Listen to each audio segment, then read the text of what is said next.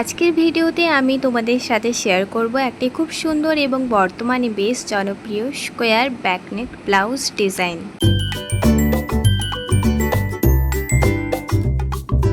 Radhe Radhe, hi friends, welcome back to my daily blog channel lifestyle ও মৌদিতা। কেমন আছো তোমরা সবাই? আশা করছি সবাই খুব সুস্থ আছো, ভালো আছো। আমরাও খুব ভালো আছি। এই ব্লাউজটি আমরা 36 সাইজ অনুযায়ী কাটিং এবং সম্পূর্ণ স্টিচিং করব। বিশেষ করে যারা বাড়িতে বসে ব্লাউজ কাটিং ও স্টিচিং শিখছো তাদের জন্য আজকের ভিডিওটি খুবই হেল্পফুল হবে। আমি ব্লাউজটি অলরেডি কাটিং করে নিয়েছি। এখন তোমাদের সাথে শেয়ার করছি 36 সাইজ ব্লাউজের জন্য আমি কোথায় কতটা মাপ নিয়ে কাটিং করেছি এবং সেই মাপগুলো প্রত্যেকটা স্ক্রিনে শেয়ার করে দিচ্ছি যাতে তোমাদের অসুবিধা না হয়। এবার নেকলাইন আঁকার জন্য আমি 3.5 ইঞ্চি একটা দাগ দিলাম, তারপর শোল্ডারটিকে আমি একটু ডাউন করে দিলাম।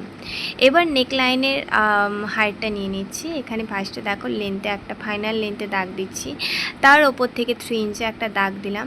তারপর সেখান থেকে আমি একটা বক্স করে নেব। তো স্কোয়ার নেক ডিজাইন হলো একদম সহজ একটা পদ্ধতি। এতে মানে কোনোভাবে কোনো এক্সট্রা ডিজাইন করতে হয় না, জাস্ট তোমরা বক্সের মতো ডিজাইনটা করে দিলেই কিন্তু তোমাদের স্কোয়ার নেকটা রেডি হয়ে যাবে। এবার আসছি আজকের ভিডিওর সবচেয়ে গুরুত্বপূর্ণ অংশে, স্কোয়ার ব্যাকনেক ডিজাইন। তো আমার যেহেতু ব্যাকনেকটা আর্ট করা হয়ে গেছে, এবারে স্কোয়ার নেক এর 4টি কর্নার যেন পরিষ্কার হয় এবং ব্যালেন্সড হয় সেটা দেখে নিতে হবে। একদিকে বেশি চওড়া বা অন্যদিকে বেশি ন্যারো হলে ফাইনাল ব্লাউজ ডিজাইন সুন্দর দেখাবে না। তার জন্য সমস্ত কর্নারটা বা মার্কিং লাইনগুলো একদম পারফেক্ট যাতে হয় সেরকমভাবে মার্কিং করে নিতে হবে। তাই মার্কিং করার পরে একবার স্কেল দিয়ে সব মেজারমেন্ট চেক করে নিতে হবে। তোমরা চাইলে নেকের ডেপথ নিজের পছন্দ অনুযায়ী একটু কম বেশি করে নিতে পারো, তবে ফিটিং এবং কমফোর্টের কথা মাথায় রেখে মেজারমেন্ট অবশ্যই নেওয়া উচিত। এখন আমরা কাটিং শুরু করছি, আর কাটিংটা অলরেডি হয়েও গেছে। আমি হাফ ইঞ্চের মতো কাপড় এক্সট্রা রেখে আমি কাটিংটা করে নিচ্ছি।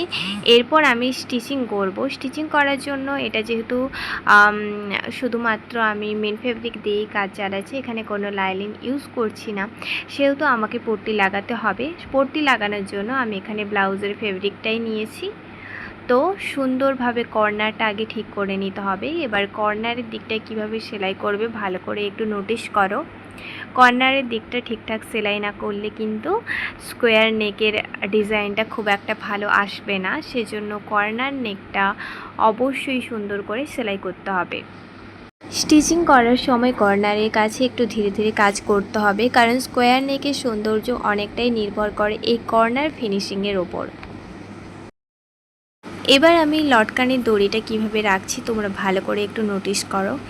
এখানে কিন্তু আমি পট্টির নিচে আর মেন ফেব্রিকের ওপরে লটকানের দড়িটা রাখলাম, তারপর আমি স্টিচ করে নিলাম। তো আমার পুরো সাইডটা স্টিচ করা হয়ে গেছে। এবারে আমি চাপ সেলাই দেব। চাপ সেলাই দেওয়ার জন্য আমি এই যে পট্টিটা লাগিয়েছিলাম সেটা আমার ডান দিকে করে নেব, তার ওপর থেকেই কিন্তু আমি চাপ সেলাই দেব। চাপ সেলাইটা আমি কিন্তু পট্টির ওপর থেকে দিচ্ছি, মানে যেই গলার পট্টিটা লাগিয়েছি সেই পট্টির ওপর থেকে দিচ্ছি। এটা কিন্তু মেন ফেব্রিকের ওপর থেকে কখনোই দেওয়া যাবে না, কারণ কি মেন ফেব্রিকের ওপর থেকে দিলে এটা কিন্তু বেরিয়ে আসবে, মানে সেলাইটা যে করছো চাপ সেলাইটা, সেই সেলাইটা কিন্তু বেরিয়ে আসবে, তখন কিন্তু ফিনিশিংটা একেবারে বাজে হয়ে যাবে, দেখতেও ভালো লাগবে না। সেজন্য অবশ্যই কিন্তু পট্টির ওপর থেকে চাপ সেলাইটা দিতে হবে। আর চাপ সেলাই দেওয়ার পরে আমি সুন্দর করে পট্টিটাকে ভেতরের সাইডে ঘুরিয়ে নিয়ে আমি সেলাই করে নিয়েছি।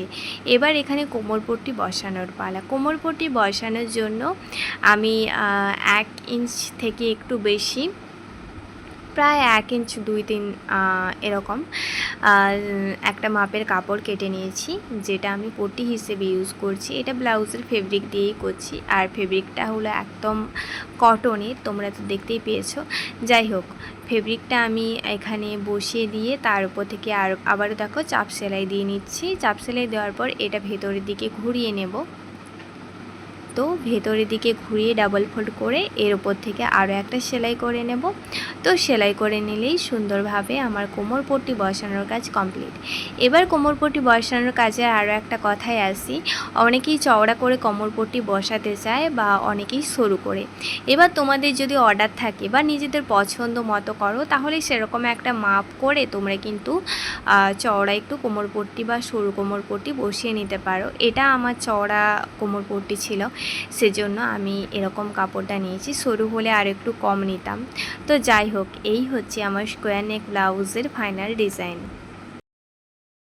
এবার ফ্রন্ট এবং ব্যাক পার্টে শোল্ডার জয়েন করছি।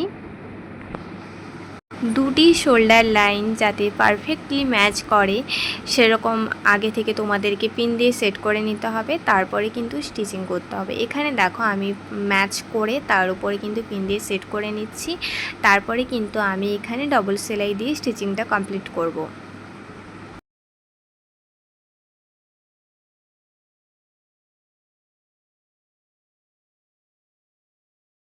তো শোল্ডার জয়েন করা হয়ে গেছে। এবারে কিন্তু শোল্ডারের ওপরে যে এক্সট্রা কাপড়টা ছিল সেটা দুটো মুখ যেহেতু খোলা ছিল, সেই অংশটাও কিন্তু আমি সেলাই করে জয়েন করে নিচ্ছি। এখন স্লিভ অ্যাটাচ করব। প্রথমে স্লিভের সেন্টার পয়েন্ট এবং আর্ম হোলের সেন্টার পয়েন্ট ম্যাচ করে নিতে হবে। তারপর ধীরে ধীরে স্লিভ বসিয়ে টিচিং করে নেব। স্লিভ বসানোর সময় ফেব্রিক যেন কোথাও গ্যাদার বা ফোল্ড না হয়ে যায় সেদিকে লক্ষ্য করতে হবে। এখানে স্লিভস বসানোর কাজটা অলমোস্ট আমার কমপ্লিট হয়ে গেছে। তো এবারে আমি এখানে ডবল সেলাই করে নেব। দেখো এক সাইড করে নিয়েছি, আরও এক সাইড সেমভাবে করে নিই, তারপর ওই সেলাইয়ের ওপর থেকে আমি ডবল সেলাই করে নেব।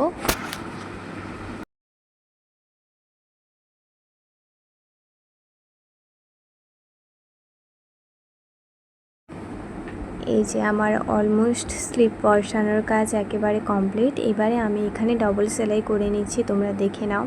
তোমরা চাইলে এখানে সিঙ্গেল সেলাই দিয়ে দিতে পারো, বাট আমার সবসময় স্টিচিং করার সময় মনে হয় যে ডবল সেলাই দিলেই জিনিসটা বেশি টেকসই হয়, সেই কারণে আমি প্রত্যেকটা সেলাইয়ের ক্ষেত্রে ডবল সেলাই ইউজ করি।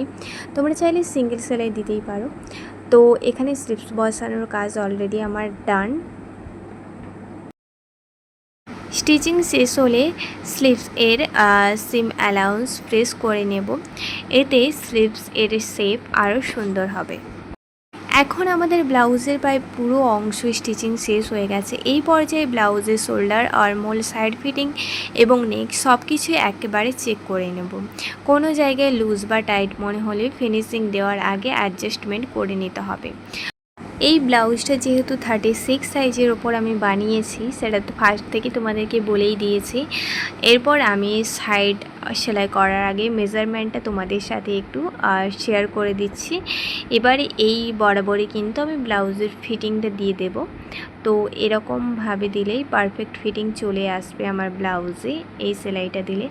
আর এক্সট্রা রয়েছে 1 থেকে 1.5 ইঞ্চের মতো, যেখান থেকে তোমরা চাইলে একটু ব্লাউজটা লুজ করে নিতেও পারবে।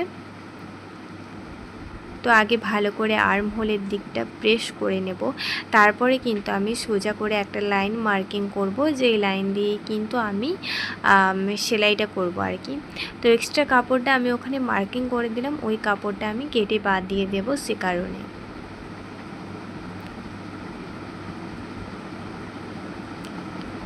তো চলো এবারে আমি সেলাই স্টার্ট করছি। এইভাবে মার্কিং করেছিলাম যে ওই মার্কিং বরাবরই কিন্তু আমি সেলাইটা করে দেব। সেলাই শেষ হয়ে গেলে পুরো ব্লাউজটি ভালোভাবে প্রেস করে নিতে হবে। বিশেষ করে স্কোয়ার নেকের ক্ষেত্রে 4টি কর্নার এবং নেকলাইনের চারপাশ ভালোভাবে প্রেস করলে ডিজাইনটা অনেকটা বেশি নিট দেখাবে।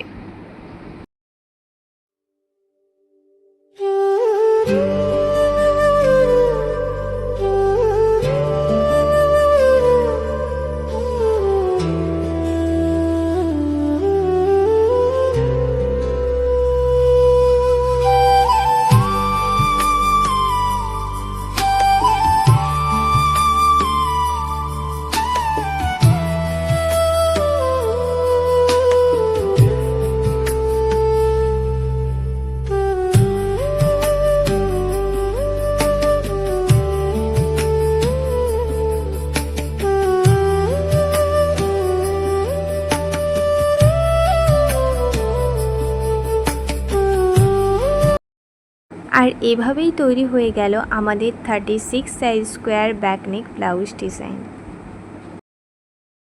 দেখতেই পাচ্ছ স্কোয়ার ব্যাকনেকের ক্লিন শেপ এবং নিট ফিনিশিং ব্লাউজটাকে খুব এলিগ্যান্ট একটা লুক দিয়েছে। তোমরা চাইলে এই ডিজাইনটি বিভিন্ন ধরনের শাড়ি সঙ্গে ব্যবহার করতে পারো। সিম্পল ডিজাইন হলেও সঠিক মেজারমেন্ট এবং ক্লিন ফিনিশিং এর কারণে ব্লাউজের ফাইনাল লুক অনেক বেশি সুন্দর হয়ে ওঠে। আজকের টিউটোরিয়াল যদি তোমাদের ভালো লেগে থাকে তাহলে ভিডিওটিতে একটি লাইক করতে ভুলবে না। যদি কোনো প্রশ্ন থেকে থাকে অবশ্যই কমেন্ট বক্সে কমেন্ট করবে। আর blouse cutting, stitching, paper marking এবং আরও নতুন নতুন ডিজাইনের ব্লাউজের ভিডিও পেতে অবশ্যই চ্যানেলটা সাবস্ক্রাইব করে রাখবে। রাধে।